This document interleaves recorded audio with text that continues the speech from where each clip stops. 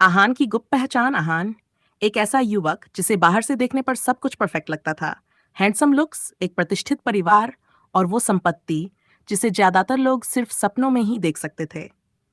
दुनिया के लिए वह एक और रईस, शक्तिशाली टाइकून का बेटा था। शानदार पार्टियां, लग्जरी कारें और सिलवटदार महंगे सूट, यही उसकी पहचान थी। लेकिन इस चमकदार दुनिया के पीछे एक गहरा राज छुपा था। आहान के सीने पर एक अदृश्य बोझ था, एक ऐसी सच्चाई जिससे वह खुद भी भाग रहा था। उसे अपनी संपत्ति, अपने परिवार के नाम से कोई लगाव नहीं था। वह नहीं चाहता था कि दुनिया उसे उसकी विरासत से पहचाने।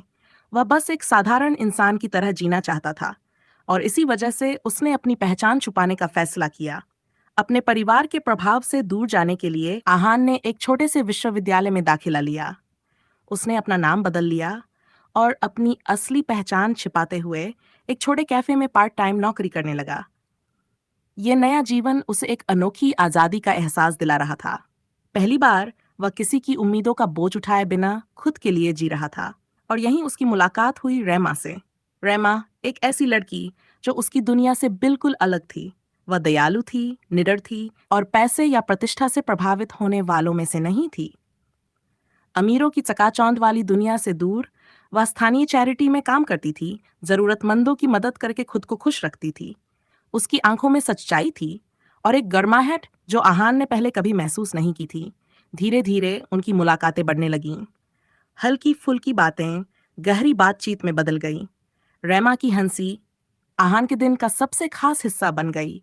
वह उसके साथ चाय की चुस्की लेते हुए जिंदगी की छोटी छोटी खुशियों पर बात करता था। और सबसे खास बात, रेमा नहीं जानती थी कि आहान कौन है, और यही बात उसे और भी खास बनाती थी। लेकिन आहान के दिल में एक डर था। अगर रेमा को पता चला कि वह एक अमीर घराने से है, तो क्या वह उससे उसी तरह जुड़ेगी, या फिर वह भी उसे सिर्फ उसकी संपत्ति के लिए चाहने लगेगी। आखिरकार एक ठंडी शाम आहान ने सच बताने का फैसला किया। रात के तारों भरे आसमान के नीचे वह कैफे के बाहर खड़ा था, इंतजार कर रहा था कि रेमा की शिफ्ट खत्म हो। ठंडी हवा उसके चेहरे को छू रही थी और उसका दिल तेजी से धड़क रहा था। हे आहान, रेमा ने मुस्कुराते हुए कहा। आहान ने गहरी सांस ली। रेमा, मैं तुमसे कुछ कहना चाहता हूँ, लेकिन पहले वादा करो तुम मुझे जज नहीं करोगी। रेमा हंसकर बोली, तुम जानते हो मैं कभी भी तुम्हें जज नहीं करूंगी। कुछ पल की खामोशी के बाद आहान ने उसकी आंखों में देखा और धीरे से कहा, मैं वो नहीं हूं जो तुम समझती हो। मैंने तुमसे सच छुपाया है। मैं एक आम छात्र नहीं हूं। मैं इस शहर के सबसे अमीर आदमी का बेटा हूं।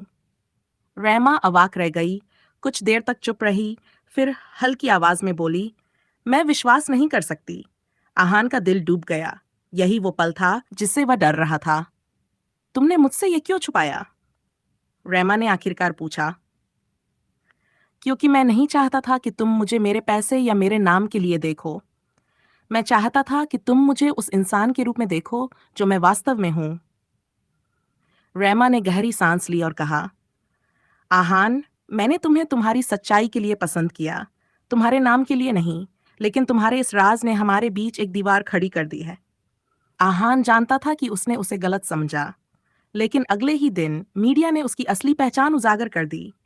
अखबारों की सुर्खियों में छपा, युवक हीरा आहान डैरो, शहर के सबसे बड़े टाइकून का बेटा।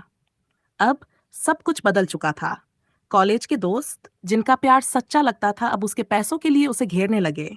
और रेमा, उसने आहान से बात करना बंद कर दिया। जब वे दोबारा मिले तो रेमा ने कहा, तुमने मुझसे सच छुपाया और मुझे ये विश्वास दिलाया कि हम एक जैसे हैं, लेकिन अब सब कुछ बदल चुका है।